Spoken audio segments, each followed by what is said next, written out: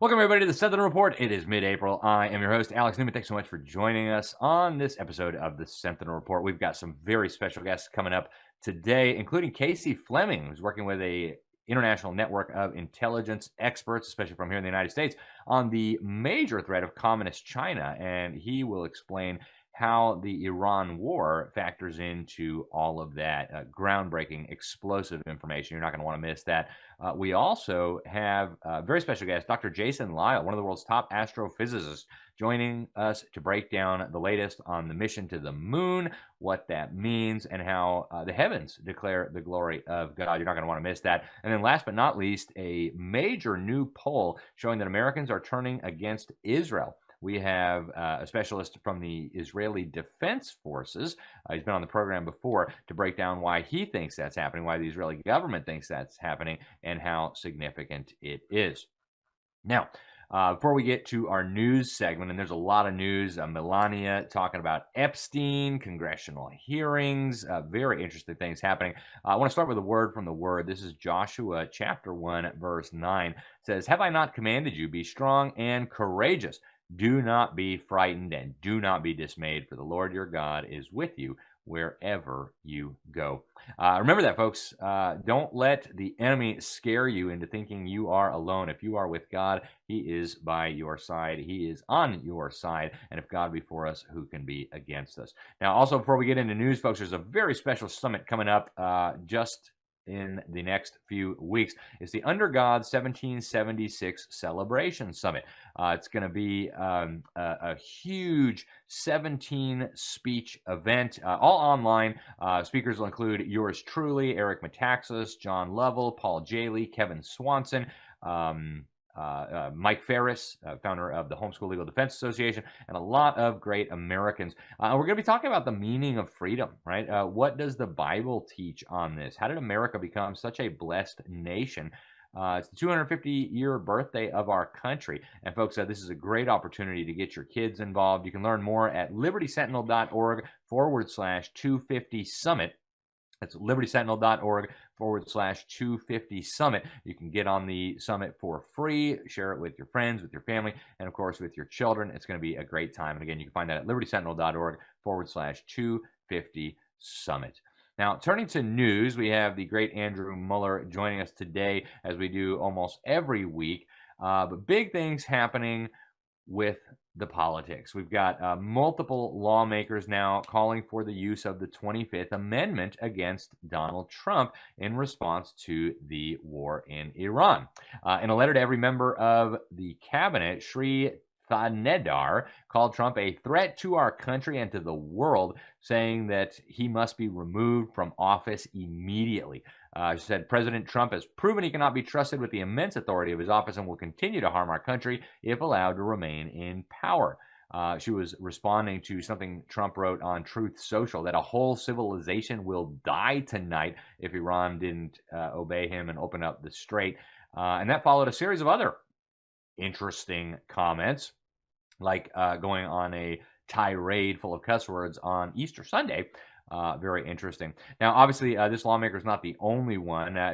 Alex Jones, who was a major supporter of the president, literally helped get him elected. Donald Trump went on his show, also declared that Trump is unfit to serve. He should be removed from office. He used some words that we cannot use on this program. You've got a Democrat Representative John Larson, again, saying it's time for impeachment. He just filed articles of impeachment against Trump. He says Trump is, another representative, Julie Johnson, writing on X, "Trump is acting recklessly as the war with Iran has already cost American lives. It's a serious conflict, not a reality show."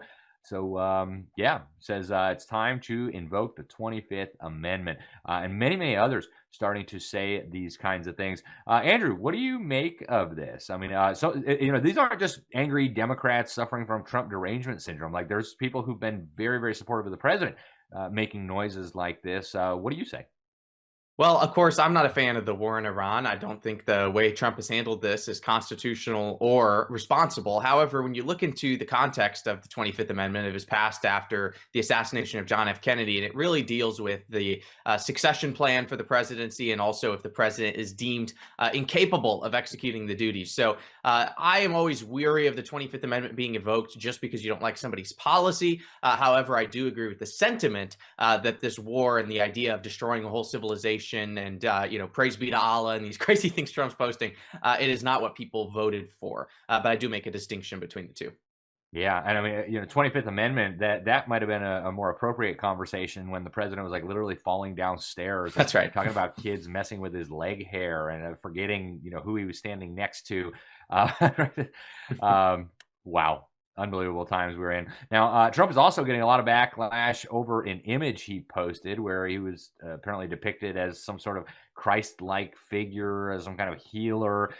He did go ahead and delete that this morning. He said it in a press gaggle earlier that I did post it. I thought it was me as a doctor. It had to do with the Red Cross, which we support. It's supposed to be me as a doctor making people better.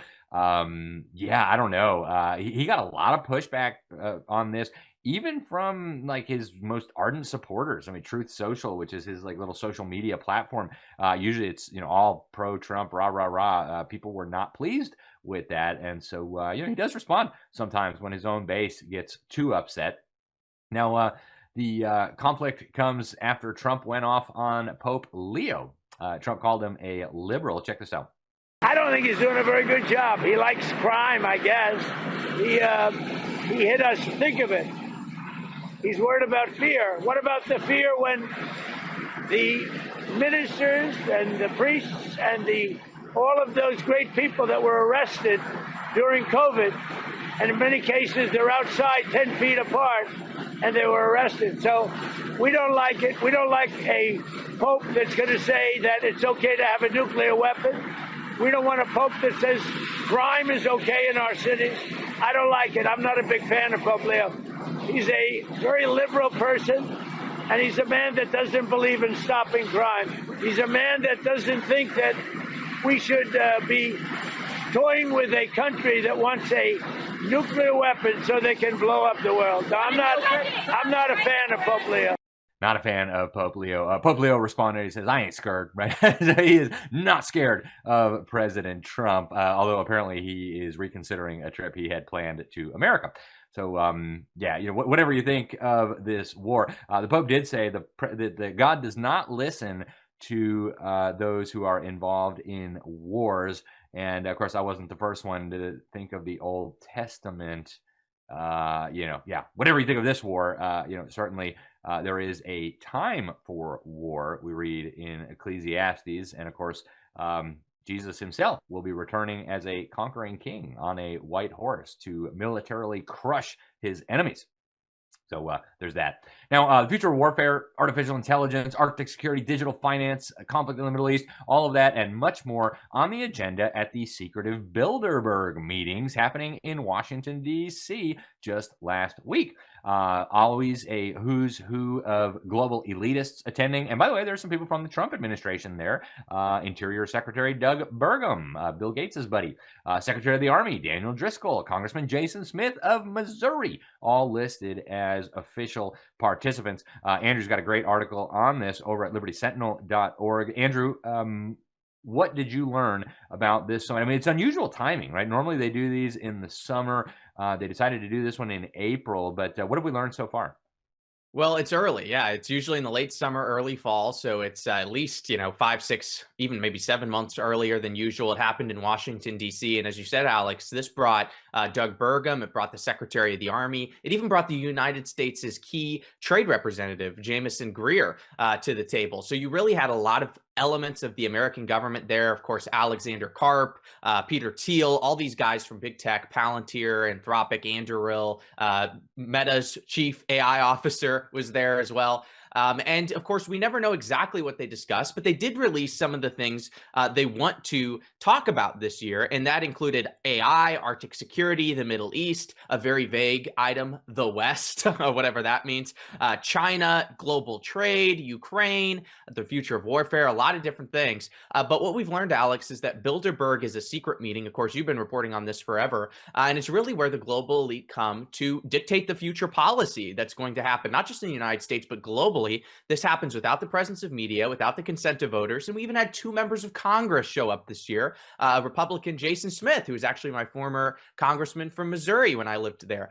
So all of this is very vague. None of these people have answered as to why they attended Bilderberg, but I think I know why, which is to update and plan the future of the New World Order. So this conference just ended. I believe it was on Sunday. And I would encourage everyone to write your congressman, write the Trump administration and ask, why was the administration at Bilderberg? Yeah. And of course, not just U.S. officials, some of the top officials in Europe, business elites from across Europe. Really a very important gathering. I've been to 2 of these, never as an invited guest, obviously, one in Chantilly, Virginia, one in Copenhagen. And I've talked to some of these globalists. I've got them on camera. It's sometimes contradicting Bilderberg. We talked to this guy, Samson, leader of the Dutch Labour Party in Copenhagen, and asked him if he was there in an official capacity. And he said, well, of course I'm here in an official capacity, which is exactly the opposite of what Bilderberg claims is happening. But if you listen to these globalists, they have publicly said many times over the years, oh, yeah, we're interested in a global community. We just thought, nations going to go to war. They've talked about how they're actually setting policy there. And when they talk about China, I think a lot of these guys will be more comfortable in a society like China. So why don't we just make a deal? We'll send these guys over to China. They can live there, and some of the freedom fighters in China can come live here, and everybody can be happily ever after. Speaking of freedom and international affairs, over in Hungary, Hungarian voters, after being relentlessly bombarded with propaganda and threats from the European Union, finally decided to remove their long-serving prime minister, Viktor Orban. He's been in power for over 15 years. The fake media would have you believe that this is people just deciding that they don't like right-wing politics and that they want their country flooded with migrants and that they hate family and that they love the European Union. I suspect that's not really the case. Orban, of course, was an ally of Donald Trump. Actually, when I was in Budapest last time, some years ago, I was invited to come to the Prime Minister's office. We did a long 30-minute sit-down interview with the Secretary of State there. That was actually a lot of fun. We'll go through that in just a minute. But one of the things that was interesting is that the Vice President of the United States, J.D. Vance, actually went to Hungary and stumped for Viktor Orban. And so now a lot of the fake media is saying, see, this proves voters actually don't like Trump. They don't like Vance. They don't like Orban. They want their country to be taken over by migrants. Diana Sosaka, a member of the European Parliament from Romania, conservative right-wing member, said that bringing Vance in was a big mistake given how upset people are across Europe about the war in Iran. Sosaka said this, you invite a representative of the United States of America who created the big disorder in this world. It was the biggest mistake he could do before the elections.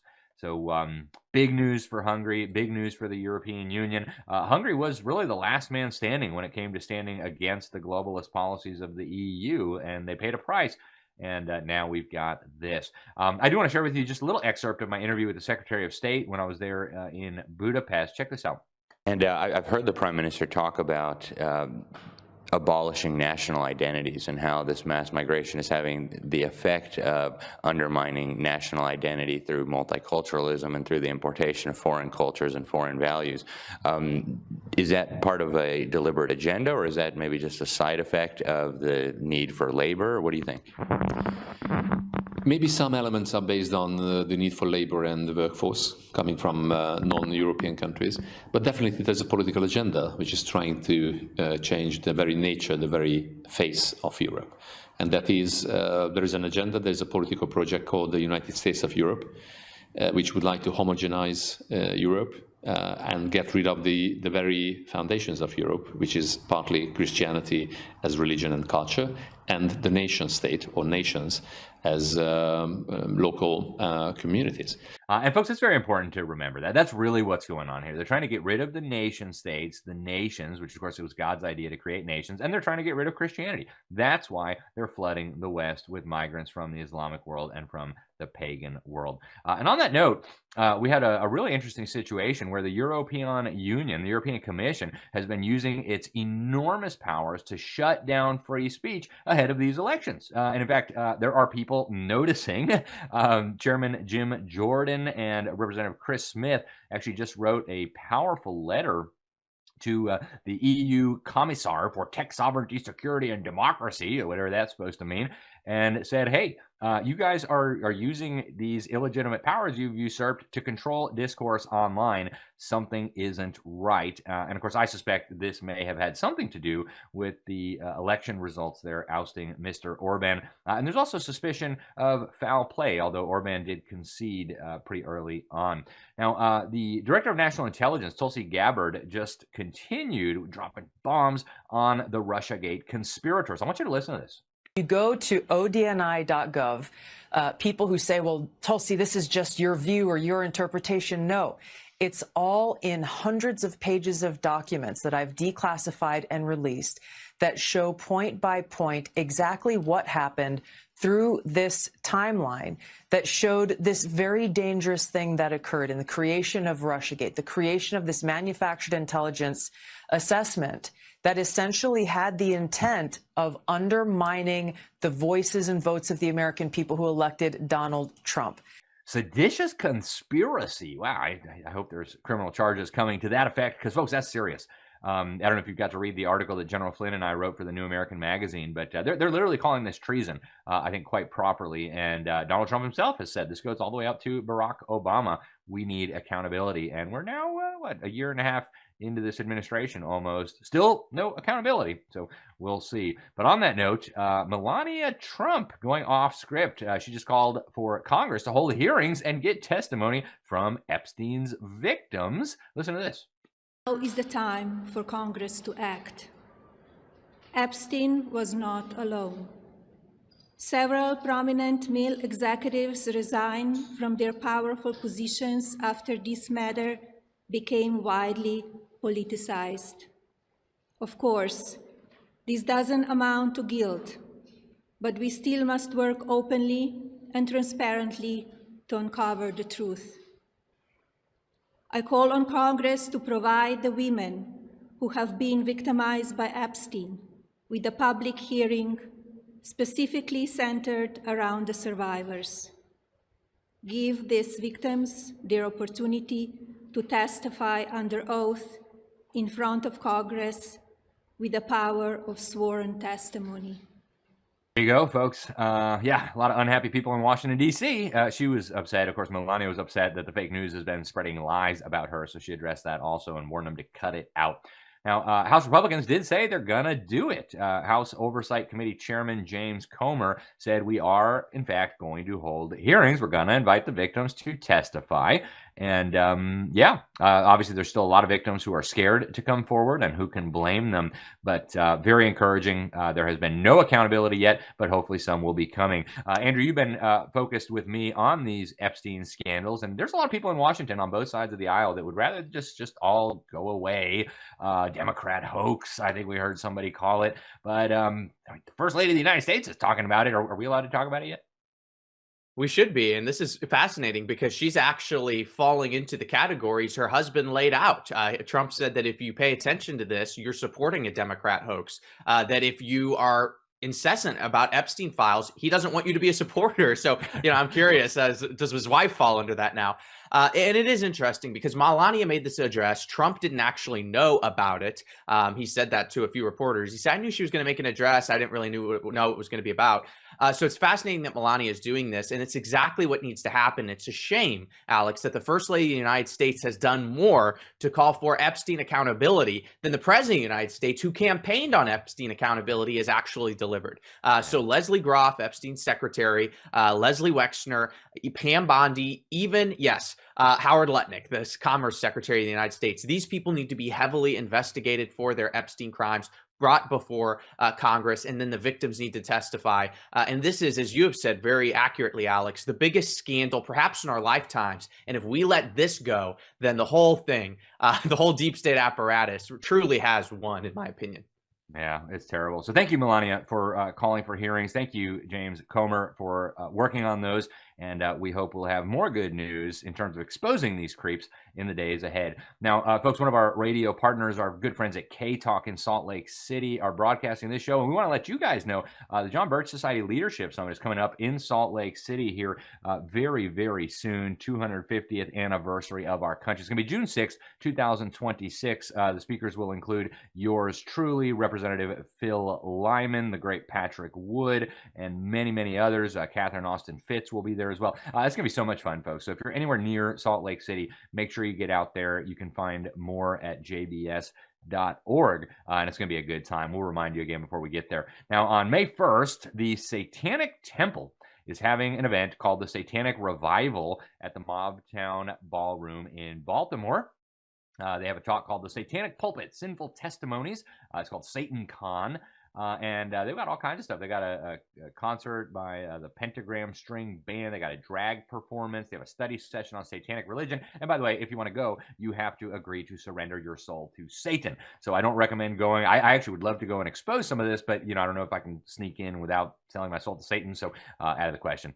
Now, federal workforce, folks, has just plummeted by over 350,000 over the last year and a half. Incredible news. Trump really is taking an axe to the bureaucracy. A lot of these come from the U.S. Department of Education, some of them from the IRS, but very encouraging. Finally, some momentum in the opposite direction.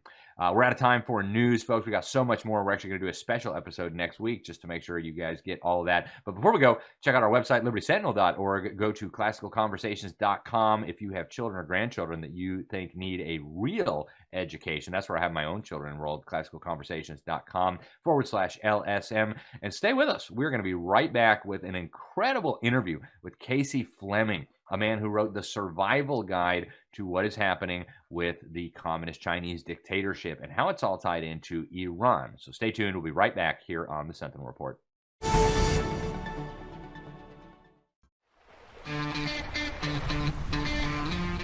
Introducing Perform Light. Perform Light helps support your body's performance from within.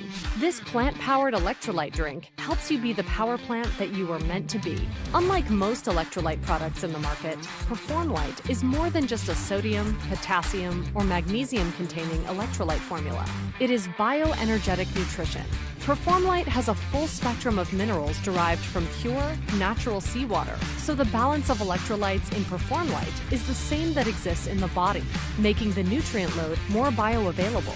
In addition, Perform Light contains a blend of 31 powerhouse vegetable and fruit concentrates and herbal extracts rich in bioflavonoids and antioxidants to enhance energy and oxygen utilization naturally without stimulants or sugar. And of course, Perform Light is powered by VNI's proteasome technology for rapid and sustained absorption of its nutrient payload. Better absorbed minerals means more electrolytes to promote the essential electrical functions of cells in your body. Unlock the power of your mitochondria. Harness the energy of your cells. This is nutrition that gets in and energy that comes out. Feel the energy. Be the energy with Perform Light.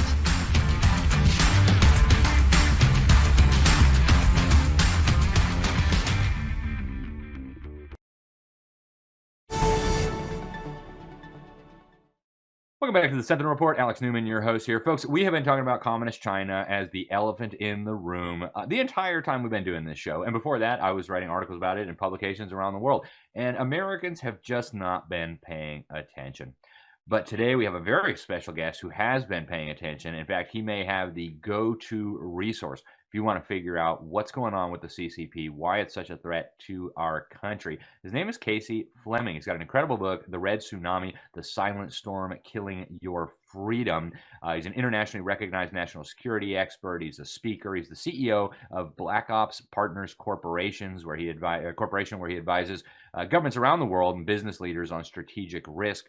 He has briefed everybody that you can imagine And he's been all over the place lately. In fact, we had Jan on here a couple weeks ago, Jan Kelly from the Epic Times. He just did Jan's show talking about this very issue. So we're honored to have him. Casey Fleming, welcome to the program. Thanks for joining us. Thanks for having me, Alex. Absolutely. Casey, before we get into the details of your book, big news happening right now in the Strait of Hormuz. We've got the Communist Chinese dictatorship, the foreign ministry there, spokesman Guo Jiakun, telling reporters in Beijing that Trump is out of line. He says the Strait of Hormuz is an important route for global supplies and energy trade. Keeping it stable and safe and unimpeded serves the interest of the international community. So Trump is the oaf. The CCP is the responsible adult in the room here who's just trying to cool things down a little bit. What do you make of this? Standard operating procedure for the Chinese Communist Party. They want to play like they are the adult in the room. They want to play that they're above all of this. In the meantime, they're working feverishly under the surface to undermine the U.S., the world order as it sits today, and turn the world into total communism. That's really what's going on under the surface. Most people don't understand that because they're not in the intelligence community, but those of us who are, it's very easy to connect those dots. So there have been reports that the CCP is helping the Iranians. How deep do you think that support goes? Extremely deep. In fact, this war, we are actually fighting China right now. Most people don't understand that. China is the grand master over Russia, Iran, Pakistan, North Korea, Venezuela, and the drug cartels. And under Iran, the Iranians manage 6 different terrorist organizations for the CCP.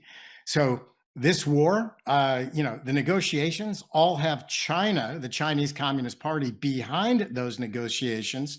We're negotiating with the Chinese Communist Party, and we are fighting the Chinese Communist Party because Iran is their extreme ally and proxy and their forward operating base in the Middle East. So make no mistake, the Chinese Communist Party is in the middle of this thing with Russia. They're supplying intelligence, satellite intelligence, off of China's new GPS system to shut down the US GPS system. Their system's called Baidu, B-A-I-D-U. So there's a lot of information here, but people, as they go on their daily routines, they don't understand really the inner workings of what's going on. They are in World War III today. They have been. It's called unrestricted war, which means, let me back up. 30 years ago, the Chinese Communist Party saw the United States do shock and awe on Iraq for the first time. They said, we can't compete against that. So they redefined what war was. And war is everything but military, and it's called the People's War on the American people and the rest of the free world. You've heard of fentanyl, you've heard of COVID, you've heard of all these different things. These are parts of unrestricted war against the American people and the rest of the free world. Now you're actually advancing through the threshold of a hot war, which is conventional war, where we're actually dealing with China, not on the surface, but certainly the guys that are pulling all the strings behind. In fact, even several weeks ago, when Iran was allowing some of the tankers through, they wanted to clear those tankers in Chinese yuan and no longer the petrodollar. And the negotiations were in Pakistan. Remember, that's one of the other allies, the aggressor Axis allies, anti-US, total totalitarian, and that's Pakistan. So China's really acting like they have all the cards. Yeah, and it seems more and more like they do. It's very concerning. I agree with your assessment entirely, Casey, having studied this for at least 15 years now. But I do have a question, and I don't know that you have the answer to this, but I'd like your thoughts. Why hasn't the Trump administration done a better job of explaining this to the American people? Because I mean, his own base, as you know, is fracturing over this issue, and I don't know that I've heard the word China come out of Donald Trump's mouth in the context of what's going on in the Middle East right now, and I think your average American is totally clueless about any of this. Why aren't they doing a better job of explaining that to the American people? Many of us in the intelligence community feel that Trump is actually being played by China and Russia. He still thinks that you can do business deals with these guys, and you can't. China's nothing more than a terrorist organization. There's only one China, and it's completely controlled and underlined and bold, controlled by the Chinese Communist Party. Nothing happens in China without the Chinese Communist Party knowing about it and approving it.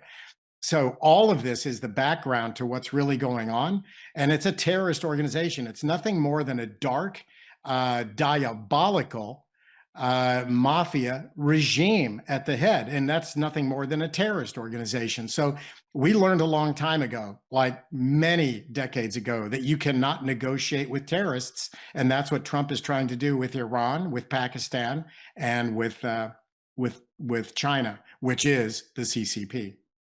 So the art of the deal may not work as well with the Chi-Coms as it has in real estate. No, I agree with you 100%. Casey, you refer to your book as a survival guide. We've only got a couple minutes left here in this segment, and we're going to have to bring you back because this is so important for people to understand. But first of all, how do we survive this? How do we confront this? What's next? Are the Chi-Coms going to invade Taiwan? And I guess the second part of that question is, do we survive this? Are we prepared to deal with an enemy like the CCP that can crank out ships faster than we can crank out bullets? We are not prepared. And we are facing the most formidable enemy that the planet has ever seen. We have built that enemy with US dollars when we buy Chinese goods and services, and we partner with them in US universities. They steal all of our intellectual property. We either give it to them or they steal what they need.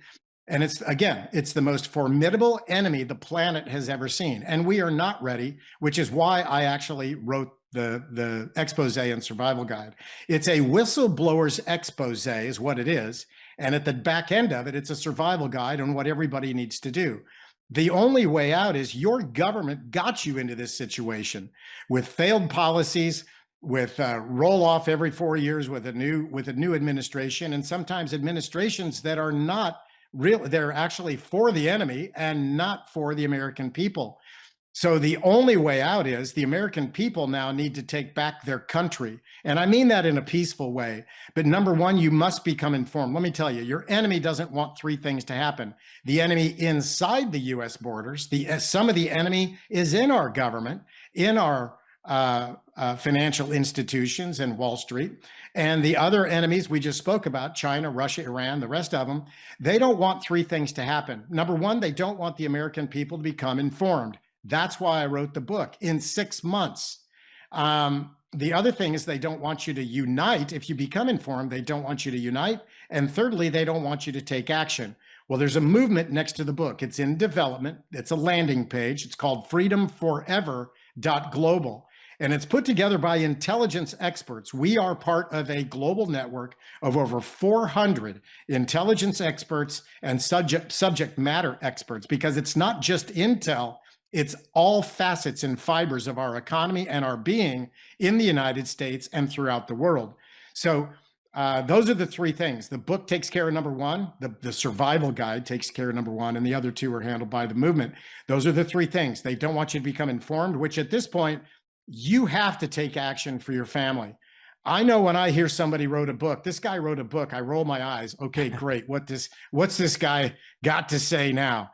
That's not me. That's not what this is. This book is an alarm. It's a glaring alarm to you and your family. You must become informed. You must take action. And the book is written to every person and every mailbox. And it tells you what is at stake, how it's manifesting, and so on. By the way, it covers everything. It covers the 360 that no one else would do.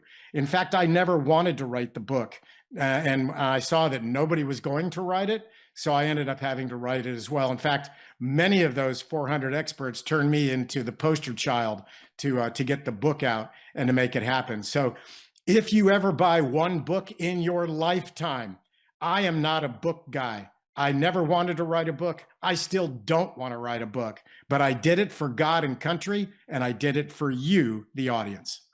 Amen. Very grateful that our mutual friend introduced us. She said this book was absolutely critical reading for everybody, and she's right. Casey Fleming, thank you for joining us. Thank you for sounding the alarm so clearly. I hope we can talk to you again very soon. Thanks, Alex. My pleasure. Absolutely. Folks, that book, again, you need to get a copy, The Red Tsunami, The Silent Storm Killing Your Freedom. If you want to know what a future dominated by the CCP looks like, to quote George Orwell, imagine a boot stamping on a human face forever. And this is more than a hypothetical threat, folks. They are making plans right now. And as Smokey the Bear says, only you can prevent communism. That's not what Smokey the Bear says. But anyway, stay with us. We're going to be right back after this quick break with more here on the Sentinel Report. Your children are your legacy. Treat them as such. When you homeschool with Classical Conversations, they connect you with a local community of like-minded families who not only learn together, but do life together. They equip homeschool parents just like you, or grandparents, with the confidence to raise bright, observant students who have a lifelong love of learning. Please visit classicalconversations.com/LSM to learn more. Welcome back to the Sentinel Report. Alex Newman, your host here. Folks, you probably heard that we just sent a spaceship up to do a lap around the moon. It's been many decades, and really interesting. The pilot of the ship, his name is Victor Glover, very outspoken Christian. In fact, while he was up there, he was reflecting on the beauty of creation and how God created the earth. Then when he got back down, he started telling people, I don't know if you've heard me say it, but God told us to love our neighbors, and we need to do this more. So fascinating. The first trip up to the moon, similar comments, actually read from the book of Genesis. Today we have joining us to discuss all this and much more, one of the top astrophysicists in the world, Dr. Jason Lisle. And not only is he a great astrophysicist, he's also a man of God. He's the founder of the Biblical Science Institute. He works with Answers in Genesis. We just had Ken Ham on here not too long ago. And he's probably the leading astrophysicist when it comes to defending the biblical worldview. Dr. Lisle, welcome to the program. Thanks so much for joining us. My pleasure. Thank you for having me on. It's an honor. So, sir, what do you make of these Christians involved in the space exploration, involved in this latest moon? I mean, we're told from the schools and from the culture that silly Christians don't do science, leave that to the scientists. And yet over and over again, we see this. What do you make of it? Yeah, that secular narrative just doesn't stand up to scrutiny. As a matter of fact, most of the founding fathers of the various disciplines of science were Christians. They expected to find patterns in nature because God upholds his universe in a consistent way. And the space program in particular has a rich history of many Christians. Charlie Duke, who walked on the moon, a fine Christian. Jim Irwin, who walked on the moon and later went on searches for Noah's Ark. He was a devout Christian, biblical creationist. He's with the Lord now. A couple of friends of mine, Jeff Williams, for example, he personally led me on a tour around NASA. He's an astronaut, spent time on the International Space Station along with Pat Forrester. They actually showed me around the NASA headquarters there at Houston. It was a blast. A lot of people have the impression that NASA is very secular, and there are some secular people at NASA to be sure, but there are also some Christians there as well, and some astronauts, and Victor Glover, of course, on the latest Artemis mission. So there's a rich history of people who understand that the reason we're able to do things like the space program is because God upholds his universe in a consistent way and has made human beings in his own image so that we can study and understand at least aspects of God's creation. Yeah, praise the Lord. The Bible tells us that the heavens declare the glory of God. And in my opinion, very foolish not to acknowledge that. Now, Jason, you're no stranger to the secular world. In fact, you got your PhD in astrophysics from the University of Colorado at Boulder. There's a lot of parents that are concerned about sending their children off to college, that they're going to be bombarded with the secular, the humanist, the Marxist perspectives on things. You made it through with your biblical worldview and your faith intact. How do we navigate the fact that the culture and so many of the educational institutions seem to be so hostile to us? First of all, Christians should be concerned about that because not all Christians go through and make it out. As Christians, I've heard a lot of stories of people, our children, they're devout Christians, and then they go off to college and they're like, yeah, I don't think I believe in God anymore. I had this philosophy professor and whatever. The important things, I think, first of all, the Bible says a student, when he's fully trained, will be like his master. So make sure you raise your children in the fear and discipline of the Lord. I would highly recommend that you don't hand them off to a secular public education program where they're going to be trained to think like secular humanists. Either homeschool them or send them to a good private Christian school. And even there, you got to be careful because some Christian schools are Christian in name only. make sure that they are thoroughly equipped to defend the faith. That's why I have the Biblical Science Institute. That's what we're all about. And we have resources that students can learn to think like Christians, think presuppositionally, so that they understand that knowledge ultimately comes from God. And then when they're fully trained, if they're fully trained, then they can go off to a secular university and they can properly interpret the data, and they're not going to be swayed. So the thing that a parent has to assess is, first of all, because there are some fine Christian colleges, and some of them you can get a science degree, like the Masters University. I was an adjunct faculty there for a while, or Cedarville or Liberty, where you can get a science degree, and they teach biblical creation. They're true Christians. But there's some programs like astrophysics where currently there's not a solid Christian school that offers that as a major. We were working on that at Masters, but funding dried up for that. But for those cases, you have to assess: is my child fully trained? Are they thinking presuppositionally? Are they grounded in the scriptures? If not, delay it a few years. There's nothing wrong with that until they're sanctified, till they are fully trained, and then they can go into a secular university. And even there's some things I would recommend. Make sure you're part of a solid Bible teaching church. Try to find other students or a campus ministry that's solid and biblical. Stay in your Bible, stay in prayer. Those things really help. Amen. Amen.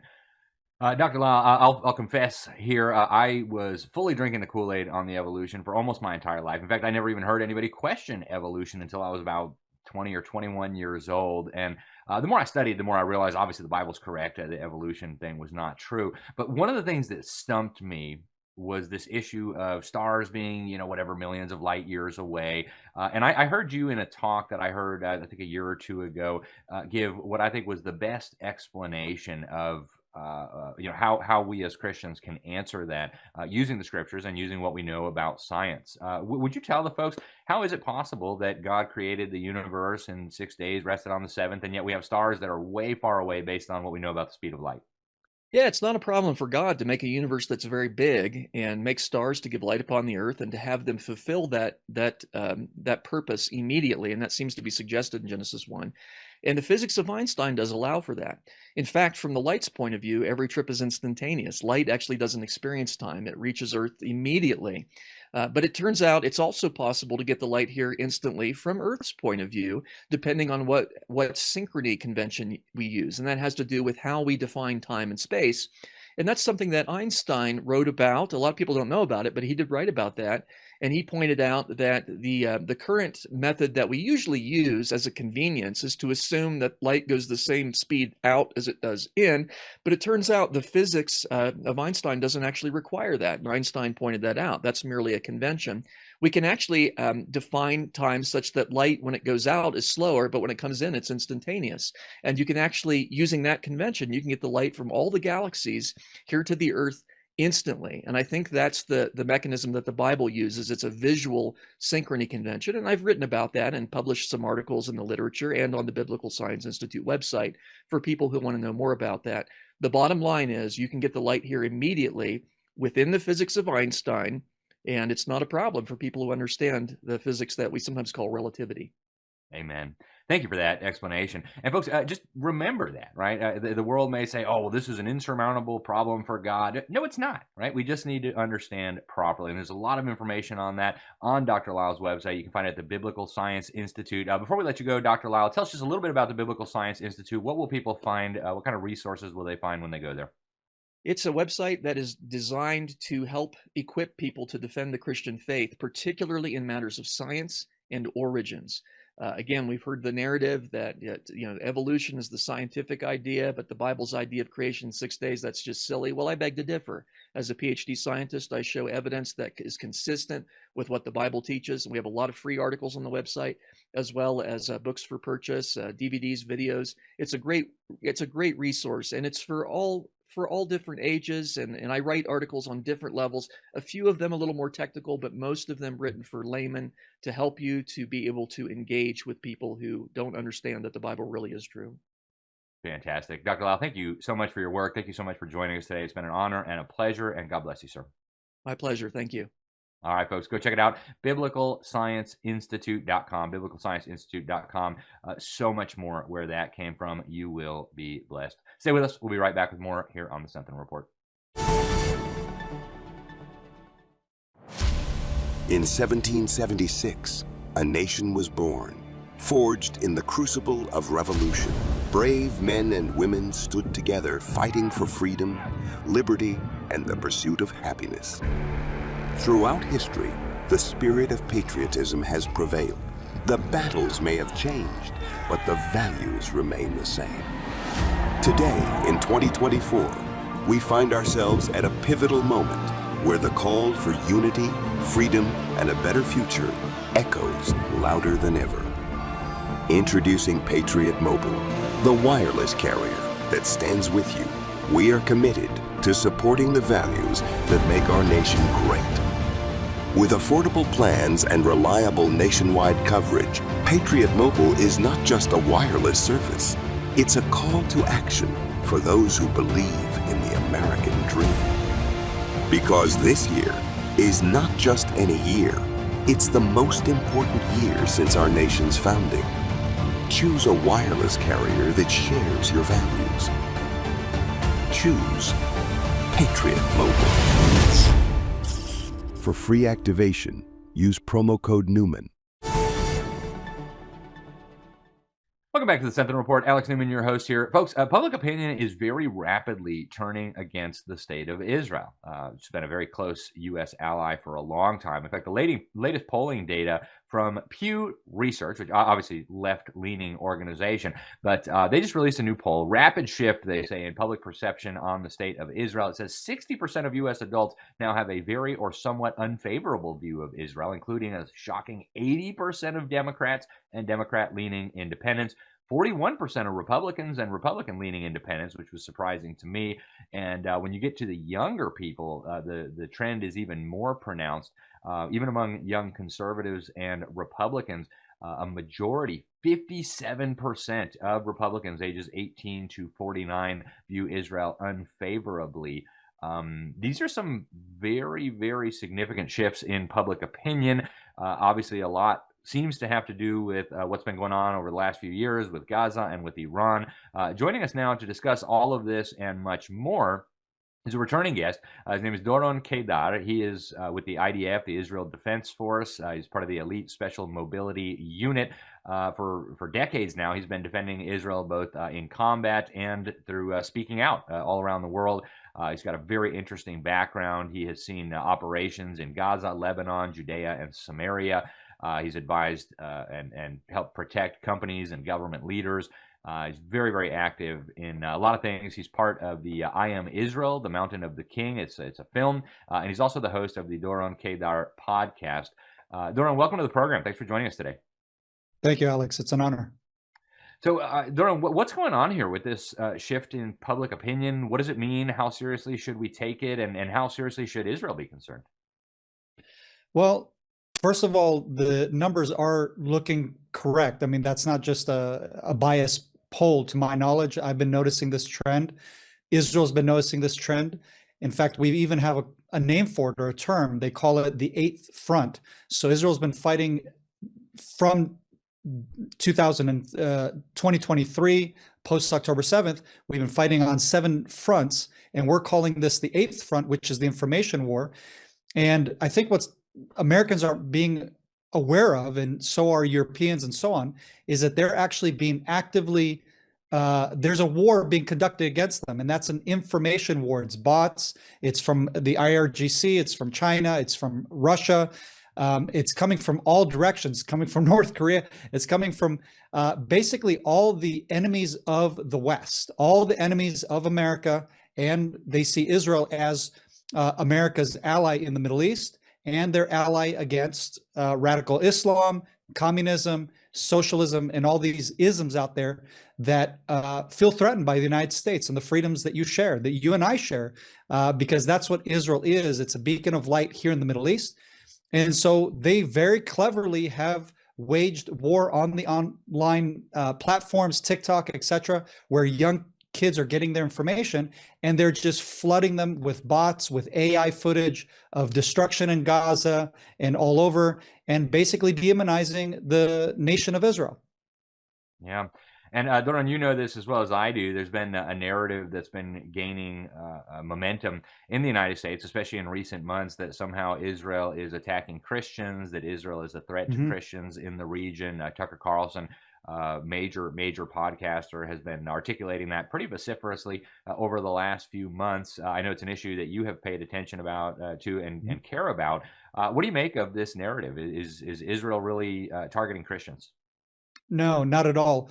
What it is extremist religious people in general, right, that see another religious group, namely the Christians, that for centuries have been terrible to the Jewish people, okay, leading up to the Holocaust, leading up to putting Jews into the gas chambers while singing Christmas carols. And so these Jews that have that bad taste from Christianity, right, of decades of this persecution, they ignorantly ignore the fact that there has been a huge shift and change since Israel's been reborn, and the prophecies have been fulfilled through Israel's regathering and coming back to the land, and that Christians have started to recognize that, oh wow, we were wrong about the Jewish people. They don't deserve to be perpetually roaming the world and all these evils to happen to them. And so some of these Jews have a hard time receiving that change of heart, change of mindset, and they're hold to these old world views of Christianity. And so yes, and so there's been ugly attacks against them.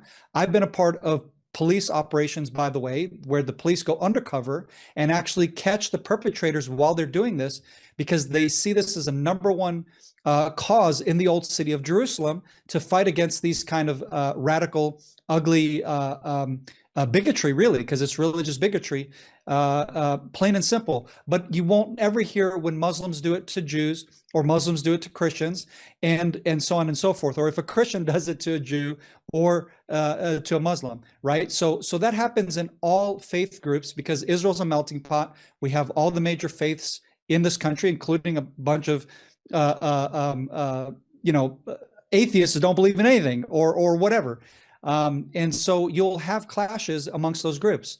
I am directly connected with the Christian leadership here in Israel, the different church denominations, the real ancient ones. And we've met with Huckabee and we actually addressed this issue. So it's a well-known issue, and they don't feel threatened. They don't feel bothered, but they're happy to see that Israel is taking up their cause. And what we are actually doing is fighting for them to have more rights in the government of Israel and more representation. So that's an actual cause that we're actually fighting for. And me as a Jew, I'm one of the few people that's actually fighting for that, literally on the front lines, meeting with the ambassador of the United States to Israel as a Christian leader as well, and asking for his help and to weigh in with American influence on the government of Israel to support the Christian community here in Israel. That's what's happening in reality on the ground. Fascinating take, Doron. We're almost out of time, and I got so many things I want to ask you, but I definitely want to save a minute or two at the end for Turkey. But one of the things you've been involved with is the Cry for Zion. It's a movement advocating for Jewish rights on the Temple Mount. This has suddenly become known in America thanks to certain podcasters. When I was in Israel some years ago, there was a lot of talk about this, but it was very obscure and fringe as far as Americans were concerned. Now this is kind of burst out into the spotlight. Give us just a brief synopsis of what this issue is with the Temple Mount, the Al-Aqsa Mosque, and all the rest of it. You're right. It's been a total fringe movement here in Israel, both for Christian groups and for Jewish groups.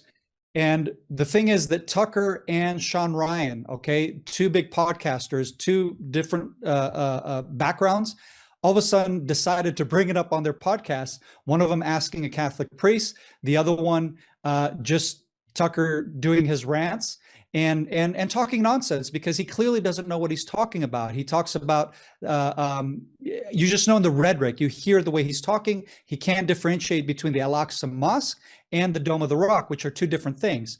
So where Jews want and aspire to build the future third temple, because God commanded it, not because they're looking to create World War III, is under the Golden Dome, the dome, what's known as the Dome of the Rock, and that's a shrine. And in a perfect world, if you like, there can be a collective place of worship for both the Muslims and the Christians. The Muslims at the Al-Aqsa, which is on the southern part of the Temple Mount, and Jews at the Temple Mount location where the Jewish temple stood. So in a perfect world, for me, what we do with Cry for Zion is we're focusing more on Jewish rights and combating the bigotry against Jews and Christians and anyone else who wants to come and worship at the Temple Mount. It's exclusively just for Muslims, and that's actually what my organization started, and that's what we've been fighting for. So thank you, Tucker, and thank you, Sean Ryan, for making this a mainstream cause that has actually been a very lonely voice here in Israel. Yeah, this is amazing to see how many people are suddenly experts on the Third Temple. Everybody's talking about it. Doron, we just got a couple minutes left, but just last month, the former Prime Minister of Israel, Naftali Bennett, said that Turkey is the next Iran. Sounds kind of ominous. What does that mean? Is war coming against Turkey? If so, why is Turkey in NATO? And I was in Turkey a few years ago, and I remember they were arresting Christian missionaries, they were arresting journalists. I'm kind of both, and so I was a little bit concerned. Got out of there all in one piece. I'm supposed to go back later this year, but you've been sounding the alarm about Turkey for a while. What do we make of this? Yeah, I'm one of the few people that's been noticing it because of my Temple Mount advocacy. I noticed that Turkey was on a front row combating the takeover of the old city for Islam. So they actually have care packages where they pay millions and millions of dollars to the Muslim inhabitants of the old city to insinuate them not to sell land to Jews or Israel at all. And so I saw that as a red flag. And of course, I saw Erdogan when he took power and the rhetoric that he was using, essentially talking about the Islamic golden age of Turkey, which was here for nearly 500 years until the British overthrew them. So essentially what Turkey, to put in what Naftali Bennett is saying, Turkey's trying to revive the Islamic golden age of Turkey and then being like the main caliphate rule here in the Middle East, and specifically targeting Jerusalem as the main ground zero of their dominance in the region. And that's what Iran has been trying to do since the Islamic Revolution back in 1979 with the mullahs when they took over Iran and tried to Islamize and create this Islamic caliphate, ironically in a country that wasn't Muslim. They're not Arabs, they're Persian, they have other religions, they have other faiths. So it was different. But in Turkey's case, he actually has more of a realistic historic background to actually grab onto. And that's what makes his claims and his threats very, very serious. And it's very unfortunate because Turkey used to be a nominal Muslim country. Israelis gave him tons of tourism. I used to enjoy going to Turkey. It was a wonderful place, not to mention the Christian history that you have there for the Christian world, etc. And today, Erdogan is turning it into another Islamic armpit in the world, just like every other Islamic extremists have done to anywhere in their countries by just destroying their countries with these crazy radical Islamic radical views. Fascinating take. Doron, I want to thank you for coming on the program. I hope we can get you back to go more into depth on this issue of Turkey. But thank you, sir, for coming on, sharing your thoughts. We appreciate it. And God bless you, sir. Bless you. Thank you. All right, folks, that's all we have for today here on the Sentinel Report. But I want to thank you for tuning in. It's been an honor and a pleasure to spend some time with you. Go to the website, libertysentinel.org. You can sign up for the free newsletter. You can check out our sponsors. You can get all kinds of cool stuff, including merch. Thanks again. We appreciate you. And God willing, we shall be with you next week. Until then, thanks. And God bless you all.